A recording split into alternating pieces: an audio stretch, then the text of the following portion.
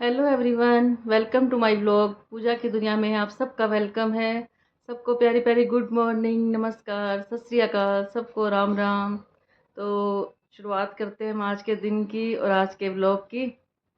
तो करवा चौथ चला गया है। कोशिश करना जो प्यार आपने कल दिखाया है आपस में सब पति पत्नी ने, वो 12 महीने दिखाते रहना। हर रोज़ करवा चौथ मनाना, हर रोज़ ऐसे मेकअप करना, हर रोज़ एक दूसरे को खाना खिलाना। बस जितना प्यार होगा उतना ही रिश्ता मजबूत होता है। और हमेशा देने की भावना रखना। कोई भी रिश्ता हो, जब देते रहोगे तभी वो रिश्ता अच्छा चलता है। लेने की भावना कभी मत रखना। किसी भी रिश्ते में लेने की उम्मीद मत रखना। कहते हैं कि हमें देवता बनना है। देवता होते हैं देने वाले और लेवता होते हैं लेने वाले। तो हमेशा देवता बनना, लेवता ना बनना। तो एक बार फिर से कर रही हूँ मैं आपको प्यारी प्यारी गुड मॉर्निंग। तो शुरू करते हैं हम आज का दिन और आज का व्लॉग। सो गाइस, आ जाओ चाय पी लो। चाय हो गई है रेडी। काली मिर्च वाली बनाई है मैंने चाय, काली मिर्च और तुलसी वाली। कि मौसम चेंज हो रहा है तो पहले ही अपना ध्यान रखना चाहिए। और उधर पैक कर दिया मैंने। खुशी के लिए परोंठे बनाए हैं आज। इसका ऑर्डर मिला था मेरे को आज, मेरी नमक मिर्च के परोंठे बनाना। और ये निकाल दिया मैंने गाय की रोटी। तो आप भी ज़रूर निकाला करो गाय की रोटी भी और डोगे की रोटी भी। हालांकि यहाँ पे गाय मिलती नहीं है, मैं फिर भी ज़रूर निकालती हूँ। कोई नहीं होती गाय के नाम की। गाय दिखे तो गाय को खिला दो और डोगी मिले तो डोगी को खिला दो, पक्षियों को डाल दो। बनानी ज़रूर चाहिए। और खुशी भी हो गई है रेडी। और उधर चल रहा है हमारा ब्लॉग। आ जाओ जिस जिसने चाय पीनी हो। सो गाइस, बिस्किट लेके आए थे हम, ये देखो यहाँ से। और ये बिस्कुट निकले हैं यहाँ पे। और ये मैंने सूट सिलवाया था चंडीगढ़ से। देखो इसकी हालत, ये देखो। ये चंडीगढ़ के टेलर हैं, ये चंडीगढ़ का सामान है। देखो चंडीगढ़ को तो हमने वो महसूस किया है, ऊंची दुकान और फीका पकवान। सारे ऐसे टाइम पास कर रहे हैं यहाँ पे। लोगों को सिर्फ सस्ती चीज़ों से मतलब है। चाहे ये देखो सूट कैसे सिल रखा है। एक घटिया बिल्कुल ही ख़राब कर दिया हमारा सारा सूट। जब जब डालती हूँ इसका मूड ख़राब हो जाता है मेरा। बताना कोई सोल्यूशन होता है इस सूट का। और बिस्कुटों का तो कचुम्बर देख लो आप, ये देखो। तो दिखा दूँगी इसको, क्या फ़ायदा। सो गाइस, मेरे से चाय एक्स्ट्रा बन गई थी और मैंने खुशी को भी लगा लिया अपने साथ में। ये देखो, मैं खाली बिस्कुट बिस्कुट खा ले चाय में डुबो के। थोड़ी सी फालतू बन गई थी। आ जाओ आप भी पी लो जिसने चाय पीनी हो। मौसम चेंज हो गया, हमने पंखे एसी सब बंद कर दिए हैं। सो गाइस, खुशी चली गई है और मैंने उसको खाना बना के दे दिया है। और अब मैं कर रही हूँ कपड़े तय। इनमें से मैं प्रेस वाला अलग करूँगी। ये देखो यहाँ भी ढेर लगा हुआ है और वहाँ पे भी ढेर लगा हुआ है। और बाहर फिर मैंने मशीन लगा दी है, वो फिर ढेर लग जाएगा। हम औरतें सुबह से लेकर रात तक काम करती हैं, लेकिन घर में जब जेंट्स आते हैं उनको ये लगता है कि हम कोई काम नहीं करती। और वो क्या कहते हैं, तुम सारा दिन घर पे करती क्या हो। हर औरत की यही कहानी है। जेंट्स आके यही बोलते हैं, तुम सारा दिन घर में करती क्या हो। और उनको पता तब चलता है जब औरतें घर से चली जाती हैं कि घर में वो क्या क्या करती हैं। सुबह से लेकर रात तक वो लगी रहती हैं काम पे, लेकिन किसी को दिखाई नहीं देता। और इन्हीं छोटी छोटी बातों से घर में लड़ाई झगड़े हो जाते हैं। पहले भी महाभारत छोटी छोटी बातों से हुई थी और आज के टाइम में भी महाभारत छोटी छोटी बातों से होती है। तो जितना हो सके हमें सोच समझ के बोलना चाहिए। कहते हैं पहले तोलो फिर बोलो, लेकिन आज के टाइम में ना तो कोई तोलता है, बस बोलता ही जाता है। और आजकल एक वीडियो वायरल हो रही है सोशल मीडिया पे कि पति को पूजती हैं औरतें साल में एक बार, लेकिन मजाल है कि औरत को कोई आदमी को कोई और पूज ले। तो औरतें जो होती हैं वो अपने काम में ध्यान देती हैं, लेकिन आदमी जो होते हैं वो हर तरफ ध्यान रखते हैं। कौन जा रहा है कौन आ रहा है, हर औरत पे उनकी नज़र होती है। मैं कहती हूँ औरतों की मजाल नहीं होती कि वो किसी आदमी की तरफ देख लें। अगर वो देख भी लेंगी तो घर में लड़ाई हो जाएगी और बोलना तो दूर की बात रही।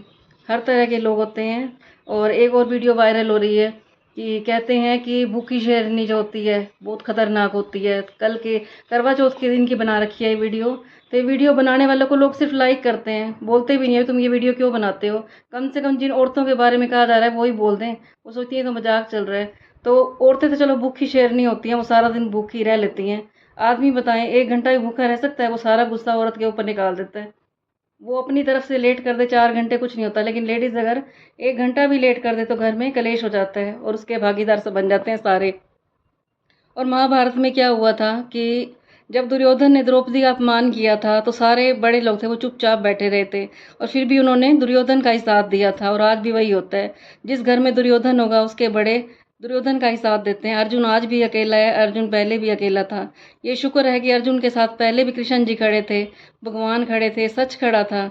लेकिन आज भी भगवान खड़ा है। इस बात का शुक्र मनाती हूँ मैं कि सच के साथ हमेशा परमात्मा होता है और जीत हमेशा सच की होती है। चाहे सच अकेला खड़ा हो, पहले भी सच अकेला था और आज भी सच अकेला है। पहले भी सच की जीत हुई थी, मैं सोचती हूँ आज भी सच की जीत होगी। अगर हम सच्चे हैं, हमारा परमात्मा दिन रात हमारे साथ है और हमारे साथ झूठ है, छल कपट है, तो हमेशा हार ही होनी है हमारी। बस इंसान सोचता नहीं है। महाभारत देख ले, रामायण देख ले, एक आंख से देखता है और अपना उसका असर वहीं पे ख़त्म कर देता है। सत्संग में लोग जाते हैं, एक कान से सुनते हैं और दूसरे से निकाल देते हैं। अगर तुम 2 घंटे का सत्संग करते हो, अगर उसमें से 2 लाइनें भी नोट कर लो, तुम्हारी ज़िंदगी स्वर्ग बन जाएगी। लेकिन लोग सारी ज़िंदगी सत्संगों में मना देते हैं, सारी ज़िंदगी मंदिरों में जाने में बिता देते हैं, लेकिन वो अमल नहीं करते और क्या होता है फिर उनके घरों में महाभारत होती है। तो कोशिश करें अपने घर में रामायण की रचना करें, महाभारत की ना करें।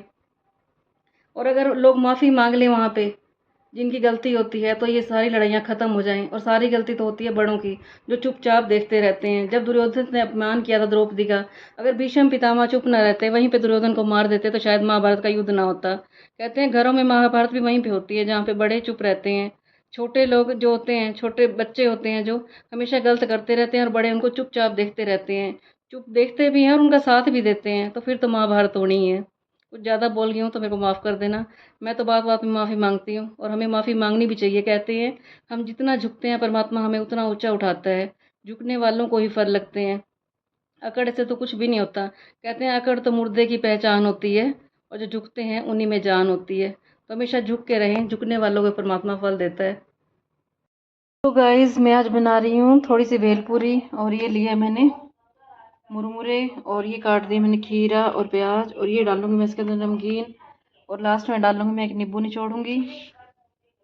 गाइस आ जाओ खा लो, भेलपूरी रेडी है और रोटी नहीं बनाई मैंने, यही खा रही हूँ मैं। गाइस मैं बना रही हूँ दाल घिया और घिया काट लिया मैंने और ये मैंने दाल भिगो रखी है, धुली मूंगी की दाल है ये। और इधर रख दिया मैंने प्याज, जीरा, प्याज, नमक, हल्दी और टमाटर मैंने डाला नहीं है। एक टमाटर था और उसके अंदर भी कीड़े निकले हैं, फेंक दिया मैंने टमाटर को। टमाटर ख़त्म हुए पड़े थे। तो बताना कौन कौन बनाते हो दाल घिया। वैसे लोग चने की दाल डालते हैं पर हम धुली मूंगी की दाल डालते हैं, बहुत अच्छी बनती है दाल घिया। दिखाऊंगी मैं बनने के बाद आपको। तो गाइस दाल घिया रेडी हो गया है, ये देखिए। तो आपने भी कभी दाल घिया बनाना हो तो चने की दाल की जगह पे धुली मूंग की दाल बनाइए, फिर देखिए दाल घिया कितना अच्छा बनता है। चने की दाल ऐसे मिक्स नहीं होती जैसे धुली मूंग की दाल मिक्स हो जाती है। तो एक बार ट्राई करना और बताना आपके घर पे कैसी बनी थी ये दाल घिया। सो गाइस मैं हो गई हूँ रेडी और मैं जा रही हूँ एकेडमी में। और आज आ रहे हैं पलकू के पापा, रात को पहुँचेंगे वो। टाइम हो गया है, अब 5:30 हो गया और अभी तक वो चले नहीं है। किस टाइम निकलेंगे वो और किस टाइम चलेंगे, हर बार यही होता है। पिछली बार भी हम 12 बजे पहुँचे थे। देखते हैं आज किस टाइम वो पहुँचते हैं। और मैं एकेडमी में जा रही हूँ, दाल मैंने बना दी है, बस आते ही मैं रोटी उतार लूँगी। वो 10 बजे आएँ, 11 बजे आएँ, बाहर के अरेंजमेंट में रहेंगे हम भाई। वो लेट आएंगे और हम बाहर चले जाएंगे, तो घर पे ही खाना बना के खिलाऊंगी मैं उनको। सो गाइस आ गई हूँ मैं एकेडमी में और उधर बैठी है खुशी और देख रही है गौरव तनेजा के व्लॉग जिनका डाइवोर्स होने वाला है। आजकल कुछ नहीं पता चलता, तभी मैं रोज़ कहती हूँ किसी की शक्ल पे ना जाया करो, सोशल मीडिया पे सब झूठ देते हैं दिखाते कुछ है और होता कुछ है। आज के टाइम में यकीन करना मुश्किल है, सारे बस अप टू डेट रहते हैं और अंदर का तो वही जानते हैं भाई क्या चल रहा है उनकी लाइफ में। सो गाइस आ गई हूँ मैं घर पे और आज मैं ये नहीं बोलूँगी अब टाइम है व्लॉग का एंड करने का, क्योंकि अभी पलकू के पापा आने वाले हैं। अभी व्लॉग का एंड नहीं करूँगी मैं, वो अम्बाला पहुँच गए हैं और मैंने कहा तब तक हम थोड़ी देर भगवान का नाम ले लेते हैं। और क्योंकि फिर तो मैं बस डिनर वगैरह बनाऊँगी और फिर आपसे गुड नाइट बोलूँगी। तो आज मैं बात करूँगी आपसे कि एक बुज़ुर्ग होता है, वो अपना इलाज करवाने जाते हैं हॉस्पिटल में। तो डॉक्टर कहते हैं कि इनका ऑपरेशन होएगा। तो ऑपरेशन उनका सक्सेसफुल हो जाता है, बहुत ज़्यादा ठीक हो जाता है उसका। जैसे ही ऑपरेशन होके बाहर निकलते हैं, उनको छुट्टी मिलने लगती है, तो डॉक्टर कहता है कि आपका 8 लाख का बिल बन गया है। तो ये सुनते ही डॉक्टर रोने लग जाता है। तो डॉक्टर कहते हैं हमने आपका दिल का ऑपरेशन कर रहा है, तभी से 8 लाख का बिल बन गया है। तो वो कहने लगा बुजुर्ग कि मैं 8 लाख के ऊपर नहीं डर रहा, ना ही मेरी आंखों में आंसू 8 लाख की वजह से आए हैं। चाहे मेरा बिल 10 लाख आ जाता, चाहे 12 लाख आ जाता, मेरे पास पैसे की कोई कमी नहीं है। रोना तो मुझे इस बात पे आ रहा है कि वो परमात्मा जिसने मुझे 70 साल तक संभाला और उसने कोई कीमत नहीं मांगी, और तुमने मेरे दिल को 3 घंटे के लिए रखा और तुमने इसका खर्चा कितना बता दिया, 8 लाख रुपए का। मुझे इस बात का दुख आ रहा है कि मैंने उस परमात्मा को कभी 3 घंटे भी नहीं दिए और उसने मुझे फ्री ऑफ कॉस्ट इतने साल संभाला और उसका कोई खर्चा नहीं लिया। तो इससे हमें पता चलता है कि परमात्मा ने हमें कितना अनमोल दे रखा है, कितना अनमोल हमारा शरीर है, कितनी अनमोल हमारी आँखें हैं, कितने अनमोल हमारे हाथ हैं और कितने अनमोल हमारे कान हैं। सब कुछ अनमोल है और फिर भी लोग अपने आप को गरीब कहते हैं। तो जितना हो सके अपने आप को गरीब कभी मत कहो। मैं तो आज से 25 साल पहले जब मैं रेंट पे रहा करती थी, अब तो भगवान ने बहुत कुछ दे दिया हमें, तब भी मैंने कभी अपने आप को गरीब नहीं कहा था। मैं सबको ये बोलती थी मैं बहुत अमीर हूँ। और एक बार की बात है, आज से 15 साल पहले एक लेडीज़ आई थी मेरे पार्लर में और उनकी प्रॉपर्टी थी कि वो माने हुए थे लोग बहुत ज़्यादा, आड़ती थे वो। तो उनके पास 2-3 दुकानें थी जिसमें से एक दुकान की कीमत थी 70 लाख रुपए। उस टाइम तो 70 लाख भी बहुत होते थे, अब तो करोड़ों की हो गई है। और घर भी उनके 2-3 थे, सोना चांदी सब कुछ था। और तब हमारे पास कुछ नहीं होता था, मैं किराए पे रहा करती थी। और वो जब मेरे से काम करवाने लगी तो मैंने उनसे 100 रुपये मांगे थे, तो क्या कहने लगी, मैं तो बहुत गरीब हूँ भाई, सही रेट लगा ले, 50 रुपये ले ले। मैं कहा कोई बात नहीं, आप 50 रुपये दे दो मेरे को। उसने मेरे को 100 के 50 देने के लिए अपने आप को गरीब बोल दिया। और मैं तो जब पहले किराए पे रहती थी तब भी अपने आप को अमीर बोलती थी और मैं आज भी अपने आप को अमीर बोलती हूँ। उस भगवान ने हमें बहुत कुछ दिया है, उसका जितना शुक्रिया करो उतना कम है। उसने हमें इतना अनमोल शरीर दिया, इतनी अनमोल सांसें दी, तो इनकी कदर करो और कभी अपने आप को गरीब मत बोलो। और मैं तो आपको पता है, देखो खुशी के पापा को भी शहंशाह बुलाती हूँ, अपनी बेटी को शहजादी बुलाती हूँ, बेटे को शहजादा बुलाती हूँ, क्योंकि हम अपने आप के दिल से शहजादे हैं हम। कभी हमने अपने आप को गरीब नहीं कहा। मैं हमेशा अपने आप को अमीर सोचती हूँ। अगर मेरे पास 1 रुपया नहीं है मैं तब भी खुश रहती हूँ। और सबको हम यही फील करवाते हैं कि हम राजा की तरह ज़िंदगी जी रहे हैं। और किसी को सुनाओ कि हम गरीब हैं, हमारा काम नहीं है, तो क्या होगा, क्या हमारा काम चल जाएगा या हमारे पास पैसा आ जाएगा? अपनी मुश्किलें सुनानी है तो उस परमात्मा को सुनाओ, वो हमारी हेल्प करेगा। और मैं तो शुरू से अपने बच्चों को भी और अपने हस्बैंड को भी यही समझाती हूँ कि जब भी कोई तकलीफ आए तो सिर्फ परमात्मा को सुनाना। वो तुम्हें 10 लाख दे देगा, 50 लाख दे देगा, कितने देगा और गाएगा नहीं। लेकिन इंसानों से तुम किससे मदद मांगोगे? वो तुम्हें अगर 10,000 1 लाख रुपए भी दे देंगे तो वो 10 जगह पे गाएंगे कि उन्होंने हमारे से पैसे लिए। तो अपना शुरू से यही फंडा है ज़िंदगी का, कभी किसी के आगे हाथ मत फैलाओ और किसी को अपना दुख मत सुनाओ, क्योंकि दुख सुनाने से कम नहीं होता। ऐसे ही देखो, आप कई मंदिरों में जाते हो, गुरुद्वारे में जाते हो, तो ये जो रईस लोग होते हैं वहाँ पे पंखे दान करते हैं। कोई कुछ दान, कई फर्श बनवा देते हैं और उसके ऊपर उन्होंने अपना नाम लिखवा देते हैं कि ये पंखा इन्होंने लगवाया, ये छत इन्होंने लगवाई। भगवान तुम्हें इतना देता है तो उसने आज तक नहीं गिनवाया, और तुम उनके लिए जरा सा मंदिर बनवा देते हो, उसमें फर्श बनवा देते हो और उसके ऊपर अपने नाम गिनवा देते हो। परमात्मा ने हमें इतना कुछ दिया, कहीं पे उसने अपना नाम अंकित कर रखा है? इतनी अच्छी दुनिया बनाई, इतनी अच्छी पार्कें बनाई, हमें इतना अच्छा शरीर दिया और उसने कभी नाम नहीं गिनवाया कि मैंने तुम्हें ये दिया। वो सब कुछ दे के भी छुपा हुआ रहता है। हम कुछ नहीं देते और फिर भी हम छपा देते हैं। ये है फ़र्क इंसान में और परमात्मा में। तो जितना हो सके अच्छे कर्म करने चाहिए और उस बुजुर्ग की तरह परमात्मा का शुक्रिया मनाना चाहिए। हे परमात्मा, तेरा शुक्रिया, तूने इतनी अच्छी औलाद दी, इतना अच्छा पति दिया, इतनी अच्छी सांसें दी, इतना अच्छा शरीर दिया। उसका शुक्रिया करोगे तो ज़िंदगी आसान हो जाएगी और शिकायतें करोगे तो ज़िंदगी मुश्किल हो जाएगी। तो क्यों ना ज़िंदगी को शुक्रिया करके चलाओ। दिन की शुरुआत भी शुक्रिया से करो। कहते हैं जिसको शुक्राना आ गया और मुस्कुराना आ गया तो समझो उसको सब कुछ मिल गया। और जिसके जीवन में शिकायतें होंगी तो परमात्मा भी नाराज़ रहता है। वो कहता है कि इसका तो काम ही रोना है, दिन रात ये शिकायतें करता रहता है, तो भगवान भी उससे नाराज़ हो जाता है। तो जितना हो सके खुश रहो, खुश खुद भी रहो और दूसरों को भी खुश रखो, क्योंकि लोग हमारे सामने आते हैं तो उनको ये लगे कितना खुश है। और अगर हम दुख गाते रहेंगे तो कहेंगे इसका तो रोज़ का यही काम है, जब देखो ये अपने दुखड़े ही गाता रहता है। तो हमेशा खुशियाँ बांटो। और अब मैं थोड़ी देर के लिए जाती हूँ, खाने की तैयारी करूँगी और फिर हमसे मिलेंगे थोड़ी देर में, आपसे मिलेंगे जब पलकू के पापा आ जाएंगे तो बात करते हैं हम आपसे। तो गाइस आ गए हैं खुशी के पापा और साथ में आया जतिन, फिर से वही गाड़ी भरी हुई।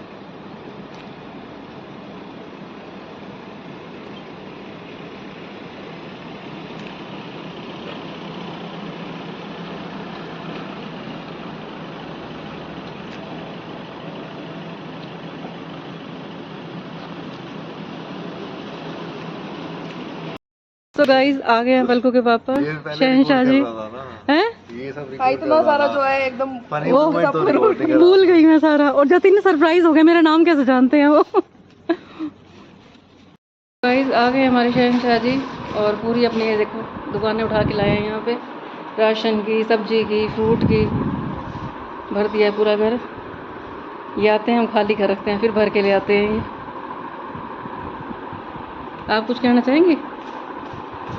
आप कुछ कहना चाहेंगे?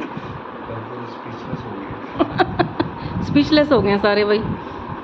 जी के बिस्कुट आ गए हैं, देखो चाय पीनी मुश्किल होगी 3 दिन यार में। लिए नहीं आपने कल बिस्किट? वही पर कोई ये बात नहीं सुन सकती बिल्कुल भी। कल स्पेशल गई है मम्मी। लेकिन निकले कैसे थे? लूंगी जीरे वाले चूरा टेस्ट अच्छा था ना? चूरा था। गाइस बना लिया मैंने खाना और ये छोड़ दिया मैंने डोगी की रोटी। लास्ट रोटी हमेशा डोगी की होती है। धक्के से आटा पूरा। और दाल बहुत पसंद आई है। हाँ धक्के से आटा पूरा किया मैंने। ये ट्रिक्स है मेरे पास एक। कभी किसी के पास आटा कम रह जाए तो बता देना, मैं बता दूंगी आपको क्या ट्रिक्स है मेरे पास। आ जाओ खा लो दाल रोटी खाओ और प्रभु के गुण गाओ। शहनशाह जी ने तो आपको नमस्कार भी नहीं बोली, ना हेलो बोली, कुछ भी नहीं बोला। याद दिला रहे। शहनशाह जी ना भूल जाते हैं, बहुत दिन बाद आते हैं ना यहाँ पे। और ये देखो मैंने लड्डू बना रखे हैं नारियल के, इनके वेलकम के लिए। गरम में लड्डू ही लड्डू करी जा रही है। अरे पापा का हेयर स्टाइल चेंज हो पड़े। तो आ जाओ जिसने डिनर करना हो। दाल बनाई है ना पतली पतली दाल घिया वाली। सो गाइस रात के 11:15 बजने वाली है और मैं देखो साग में लगी बैठी हूँ। ये देखो साग पड़ा, इसको छोड़ दूंगी तो सुबह तक गल जाएगा ये।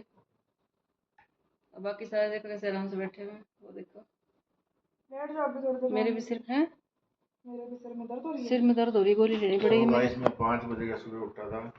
5 बजे उठ के मैं घूमने गया, फिर मैं 7 बजे दुकान पे गया, फिर 9 बजे पानीपत गया, वहाँ से सामान खरीदा, फिर उसके बाद हम 3 बजे घर पे आए।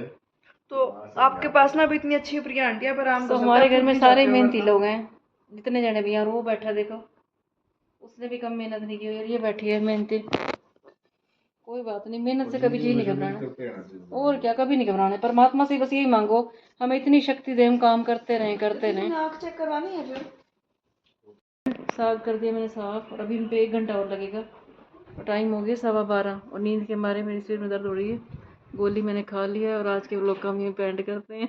किस बात से मिलेंगे हम आपको नेक्स्ट व्लॉग में। सबको गुड नाइट, शुभ रात्रि, बाय बाय।